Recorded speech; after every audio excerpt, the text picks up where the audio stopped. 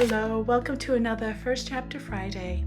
Our story today is Grumpy Darling by Alexandra Moody.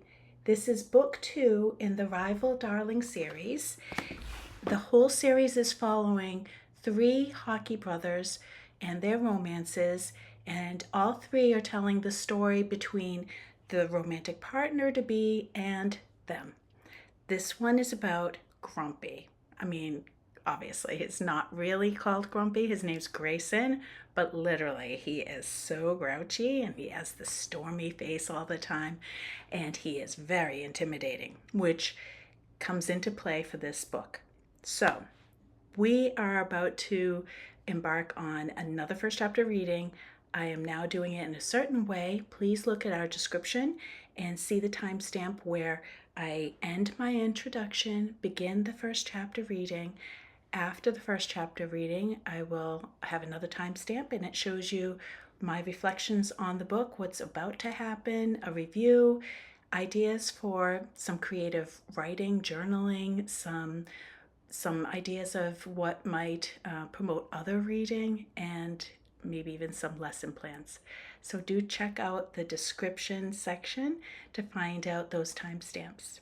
Okay, what made me pick up this book is that I enjoyed the first one so much. It was delightful. This one is a different trope.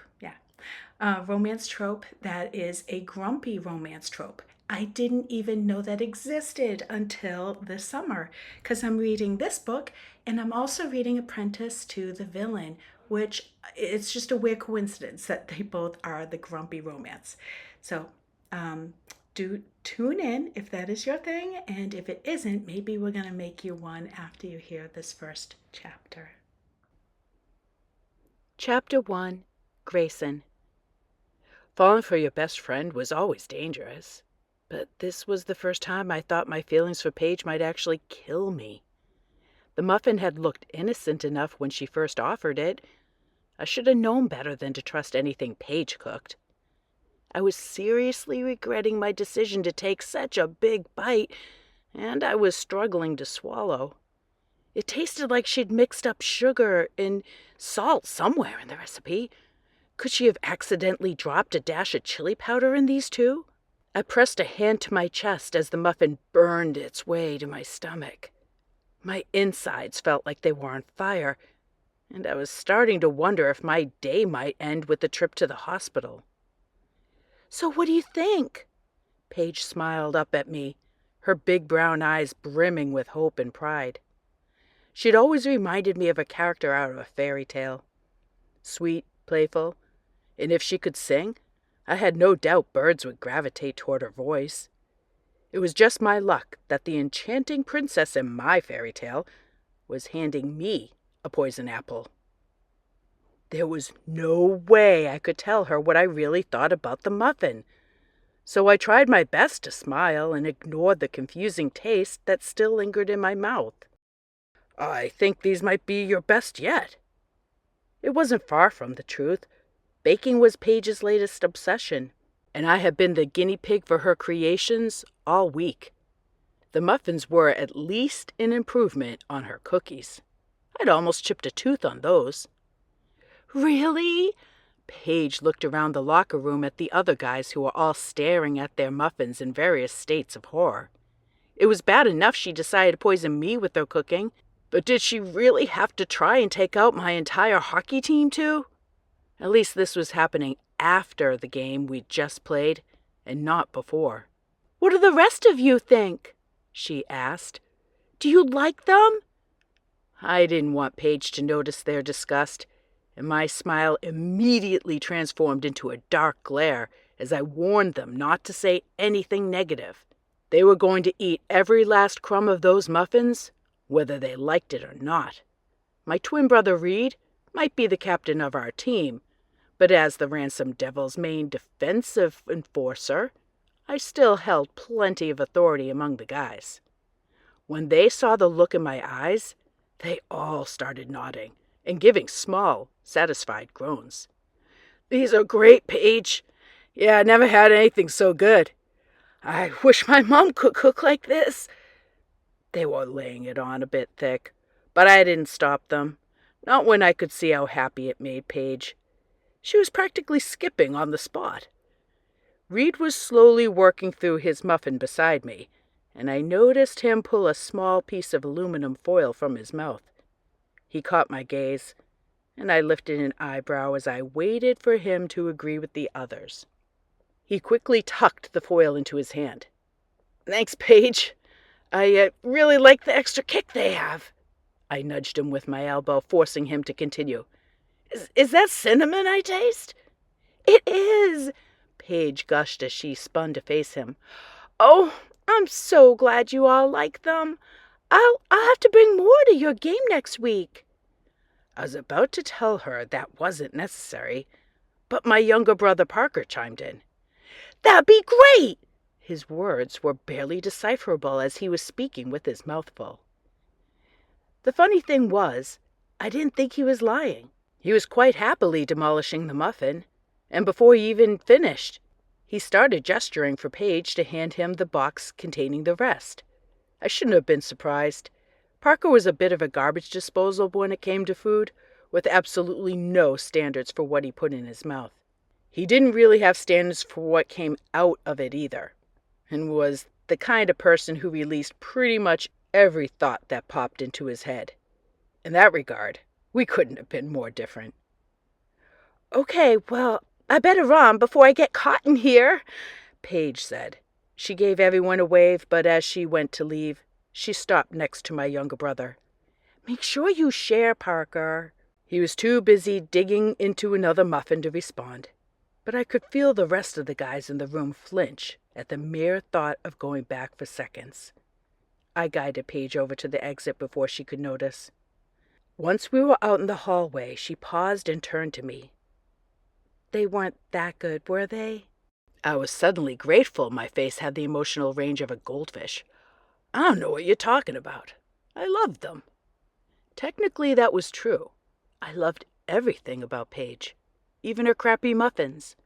Apparently, love wasn't just blind, it also had no sense of taste. She laughed and shook her head. "I know you're just saying that to be nice. But don't worry, the next batch will be better.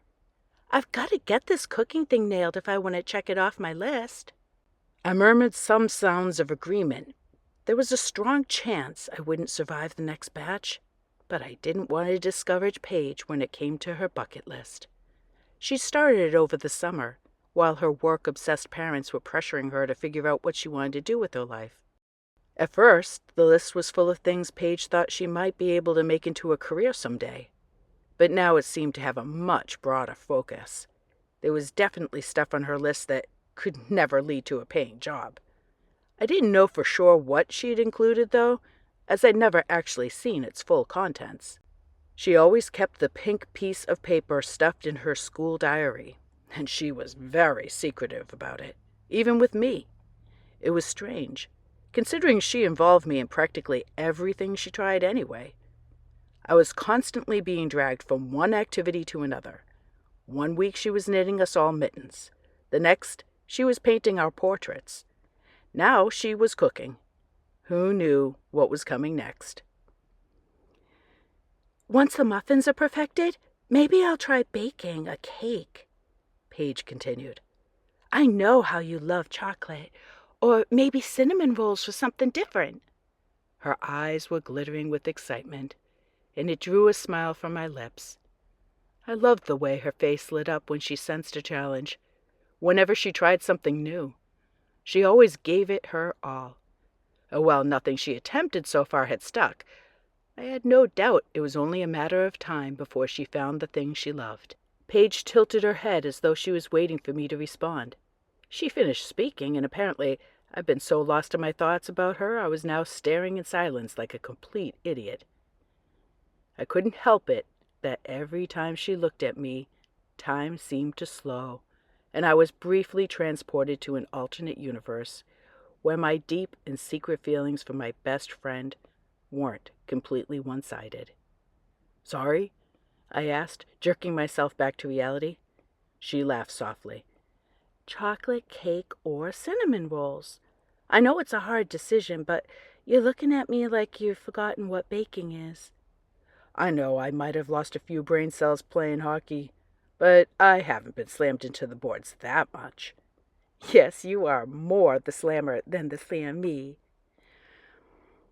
Yes, you are more of a slammer than a slammee, she grinned.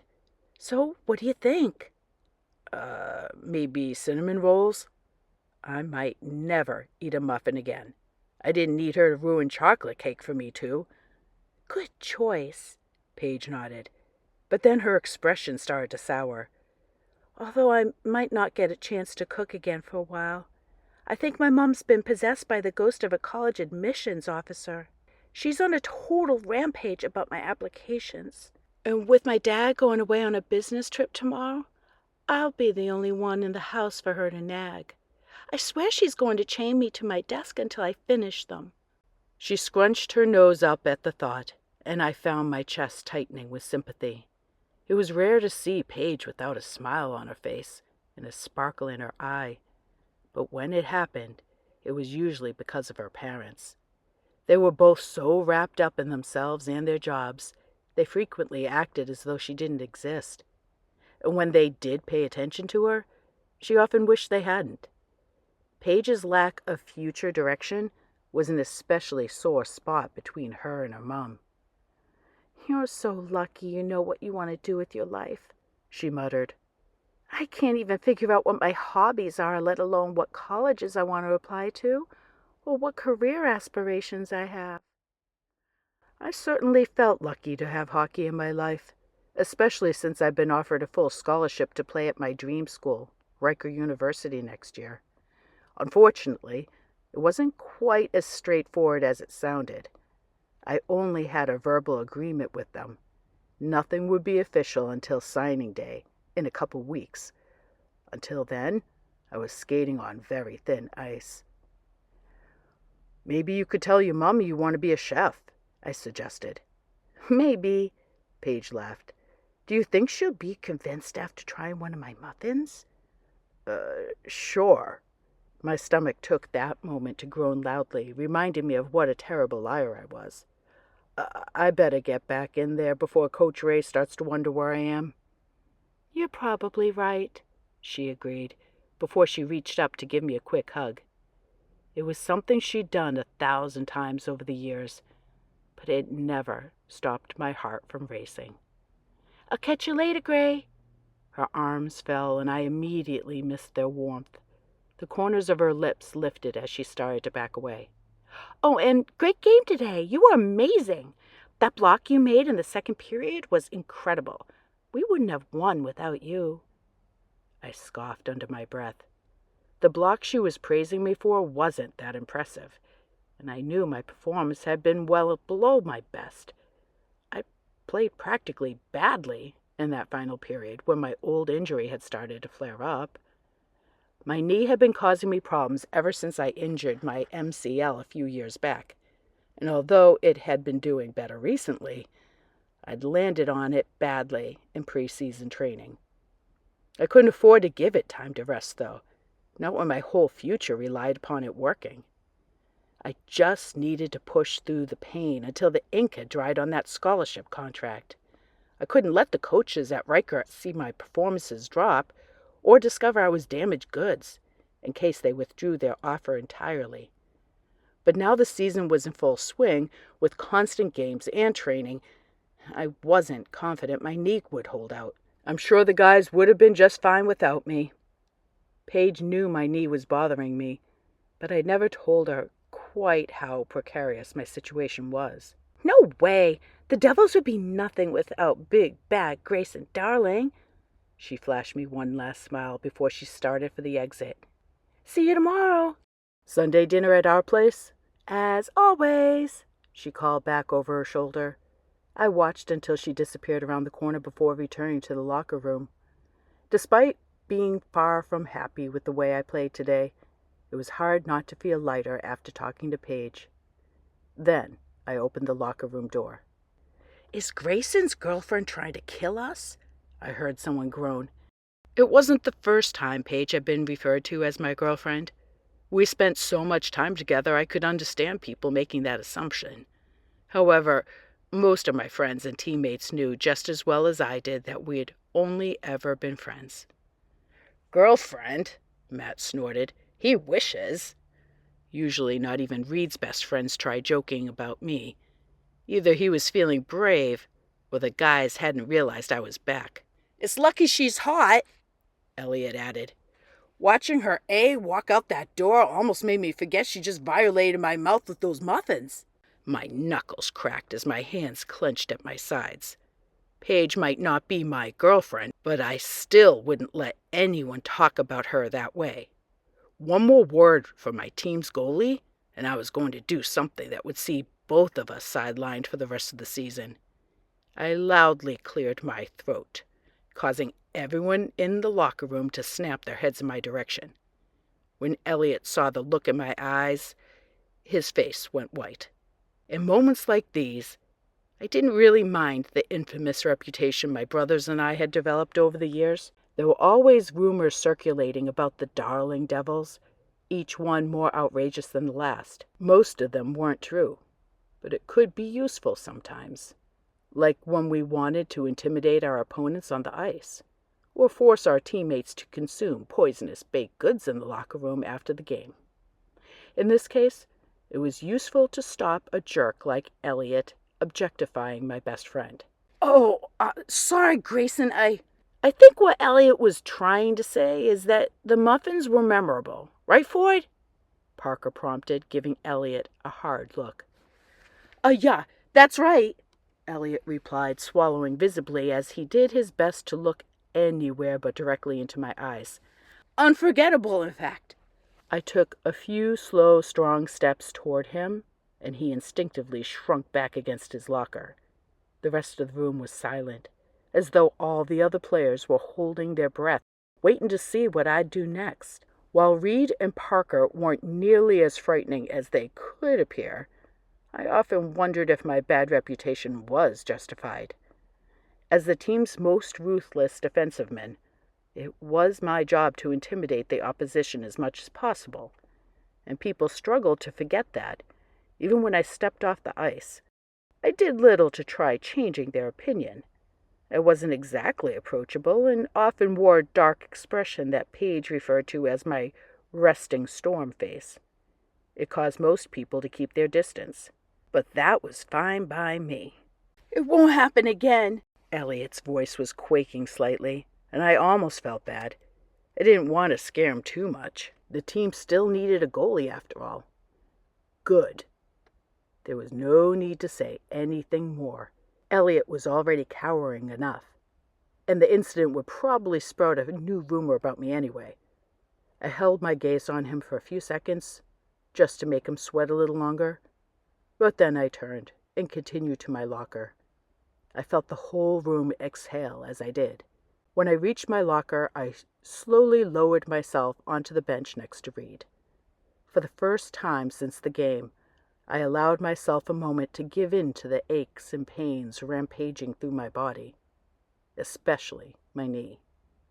It had been a tough contest today, and I had to work hard to hide how much my knee was hurting. How was I going to get through the whole season feeling like this? I wasn't even sure I'd make it to the next week, let alone signing day. "Hey, how's your knee?" Reed asked quietly, nodding to where I was tightly gripping my leg. "Fine." I quickly moved my hand away. Reed's eyes were filled with worry. "You'd tell me if it was giving you trouble again, wouldn't you?" "Yeah," I said, "it's fine." "If you say so," my brother replied, though he appeared far from convinced. "I do." His lips pulled at the sides as he considered me. "So Paige is cooking. Was today a special occasion?" "She's baking at the moment," I said.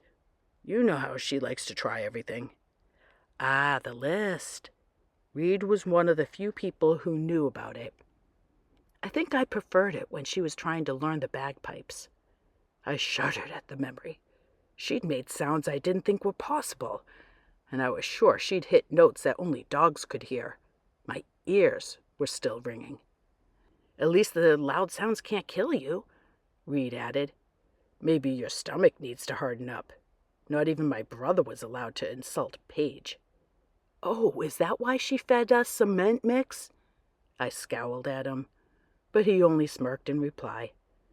Maybe she's a secret spy working for Sunshine Hill Saints, Matt said, leaning forward to join our conversation from the other side of Reed. And she's trying to take us all out.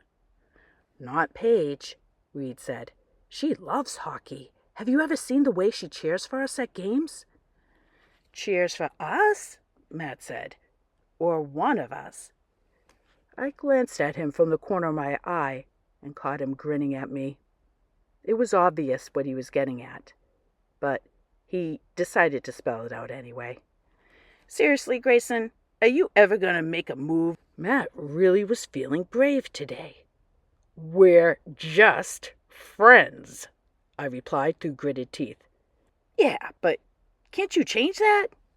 Matt glanced at Reed as though he were looking for backup, and while my brother was eyeing me like he wholly agreed with his friend, he thankfully kept his mouth shut. He'd given up trying to change my mind about Paige a long time ago. Don't you want to be more? Matt prodded. What I wanted was for this line of questioning to end. I could barely admit how I felt about Paige to myself, let alone to anyone else. And those feelings needed to remain buried within me, hidden so deep I could pretend they didn't exist. I was practically an expert at that now. I've been doing it since the first time she smiled my way in 2nd grade. She was the first person to truly see me as more than a talented hockey player.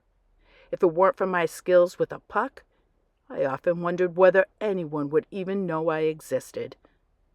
I wasn't a natural leader like Reed, or outgoing like Parker, but I never felt invisible when I was around Paige. Unfortunately, by the time I realized the true extent of my feelings, I'd already been stuck in the friend zone for years. And even if, by some miracle, Paige suddenly did start seeing me differently, I knew I wasn't worthy of her. She was the human embodiment of sunshine, and what kind of selfish jerk would I be if I dimmed her glow with my dark, stormy clouds? I don't want anything to change. I like things how they are.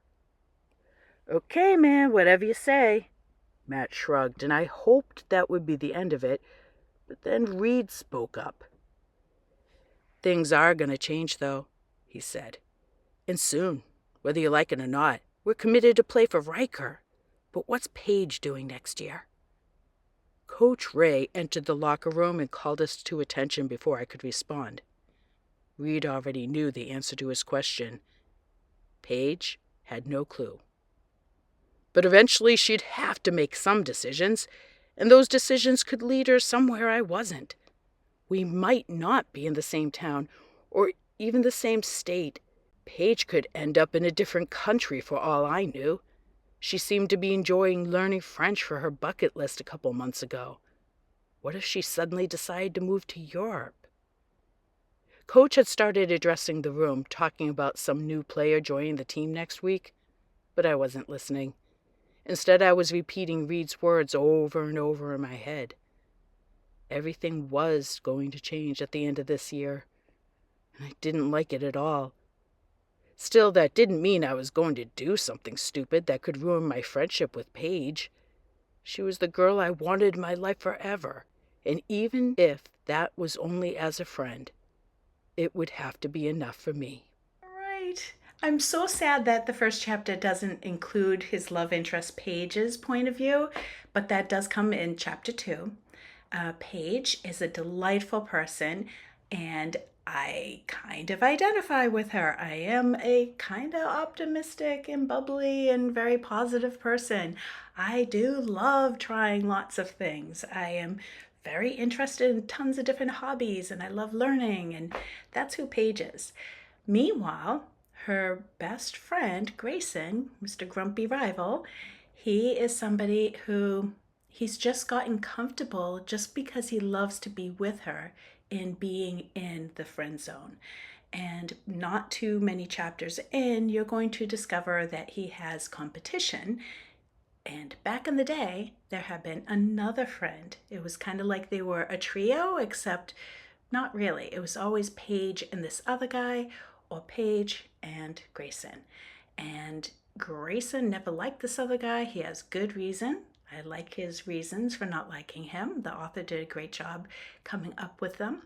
And it's kind of nice to see how someone who is really up in the social sphere at this school can be such a humble person and put his best friend's needs ahead of his own. And it's quite delightful. So I love these characters.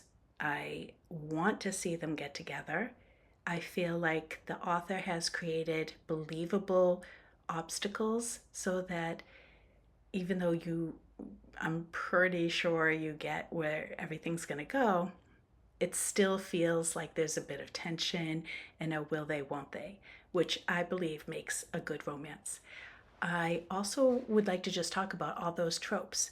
So, the romance tropes that are currently very popular, there's just so many. I could make this long list. So, maybe what would be a great assignment would, in order to promote some more reading, would be to do some research and find out of the different tropes that you like, what are some other book titles that fit them. There's a lot of niche type of book talks that will be about these because romance is still the most popular of all reading. In spite of how science fiction and fantasy seem like they're popular in other media, it's still romance that is number one in all the book charts. Okay, what else is great about this? It's a sports book, and there are other sports books that will appeal to guys and girls. This one I definitely feel like is more on the girl side by the cover. You can tell by how it was designed. It is definitely trying to appeal to feminine viewership. I also think, though, that it's nice to recognize that girls are hockey players, and in our town, there's a lot of girl hockey players, and maybe they wouldn't read a romance. Now they have a reason to. Sports romance. Okay, so that's great. Several TV shows that feel a lot like this book would be My Life with the Walter Boys. There is a point where our main characters are in the same house for an extended period. I won't give too much more because I don't do spoilers. But I feel like that and Jenny Han's To All the Boys I Loved Before, I feel like it is comparable for the people who would like that book would love this book. But in that To All the Boys I Loved Before, there was so much about baking. Of course, Laura Jean was phenomenal at it, and Paige stinks. However, it might inspire you to try doing recipes and see if you're more Laura Jean or more of a Paige. If you would like to discuss any other tropes that you would love me to, maybe continue doing first chapters for or do book talks for, then please make a comment below. Thank you so much for listening. Have a wonderful week.